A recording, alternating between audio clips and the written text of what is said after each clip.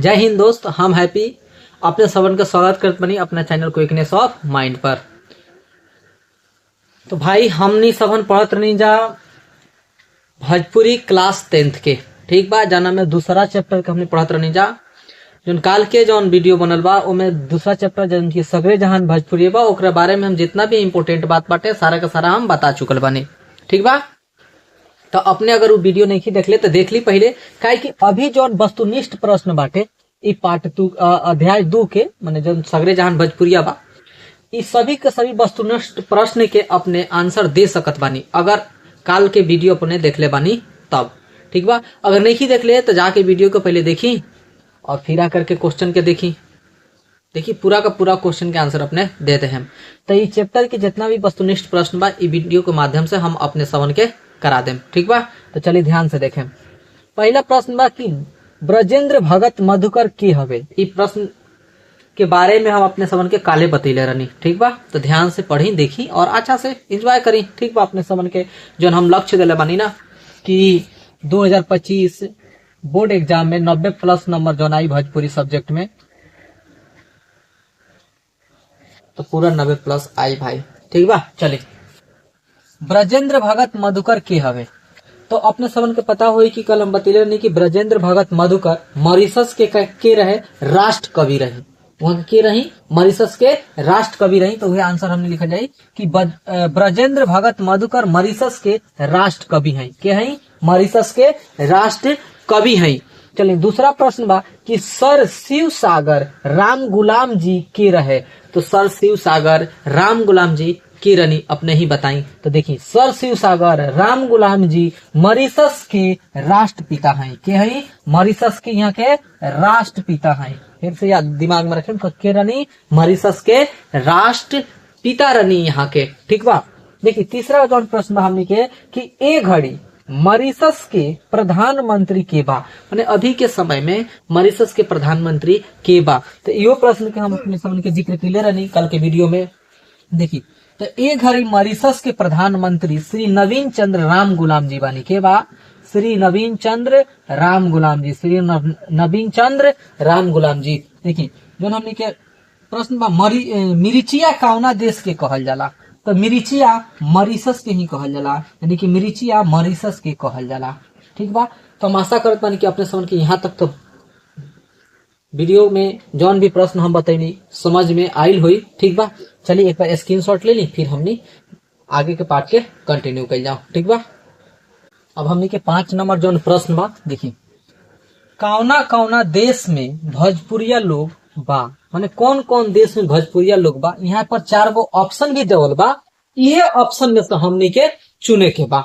देखिए, तो एक क नंबर ऑप्शन में बा मॉरिशस, ख नंबर में बा सूरीनाम, ग नंबर में बा चीन और घ नंबर में बा मॉरिशस आ सूरीनाम दोनों। आ का मतलब होला कि और, यानी कि मॉरिशस भी बा और सूरीनाम भी बा। तो अपने सबन के जो हम कल वीडियो बना के जो बतैले रहनी वो मैं अपने सबन देख ले हो कि मॉरिशस में भी भोजपुरिया लोग बा, सूरीनाम में भी भोजपुरिया लोग बा, लेकिन कहाँ नहीं खे? चीन में नहीं खे। तो चीन हमनी के का हुई ऑप्शन ना हुई, लेकिन सूरीनाम और मॉरिशस दोनों में बा। यही से हमनी घ नंबर ऑप्शन के का कल जाई सही मानल जाई कि मॉरिशस में भोजपुरिया लोग कहाँ कहाँ बा, मॉरिशस और सूरीनाम ई देशवन में बा लोग। देखिए, छठा नंबर जो हमनी के प्रश्न बा कि सगरे जहान भोजपुरिया कौना विधा के रचना है, ठीक बा। ई बात याद रखें, ई 2023 में ई प्रश्न पूछल जा चुकल बा अपने के बोर्ड में, ठीक बा, कि सगरे जहान भोजपुरिया कौना विधा के रचना है। तो अपने सबन के का कहे के बा? देखिए, कविता है कि कहानी है कि निबंध है कि एकांकी है।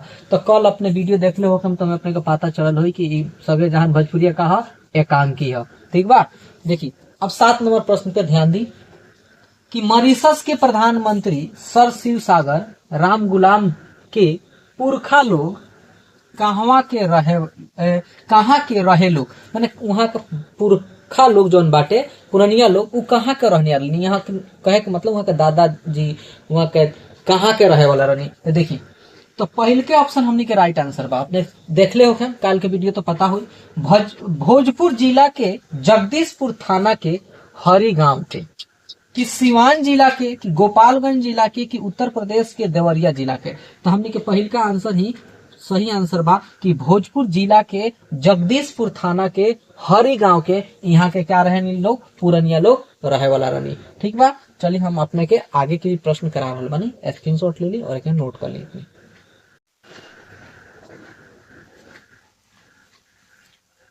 8 नंबर जोन हमने के प्रश्न बा कि छेदी जगन कहवा के प्रधानमंत्री बनल रही।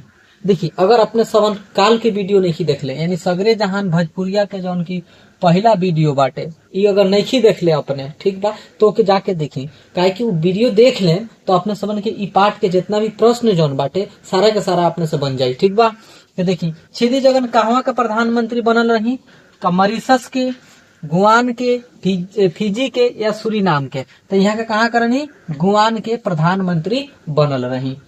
लास्ट क्वेश्चन बा हमने की कि सर शिव सागर राम गुलाम के मूर्ति कहवा स्थापित बा। तो पटना में, आरा में, छपरा में या मोतिहारी में। तो यहाँ के जो मूर्ति स्थापित कल गई बा हमने के पटना के गांधी मैदान में स्थापित कल गई बा। तो हम आशा करत बानी कि अपने सबन के वीडियो बहुत अच्छा लागल हुई। ठीक बा, अगर अच्छा लगा तो अपने सबन के तो चैनल के सब्सक्राइब कर ली और वीडियो के लाइक जरूर करें। ठीक बा, और एक प्यारा सा कमेंट अपना भाई खातिर कर दी, जौना से अपने के भाई के भी मोटिवेशन मिली और अपने सबन खातिर वीडियो ही भाई बनावत रही। ठीक बा।